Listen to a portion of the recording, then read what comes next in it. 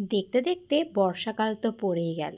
চারিদিকে সেই একঘেয়েমি বৃষ্টি। আর এই বৃষ্টির দিনের অপেক্ষায় আমরা কেন থাকি বলুন তো?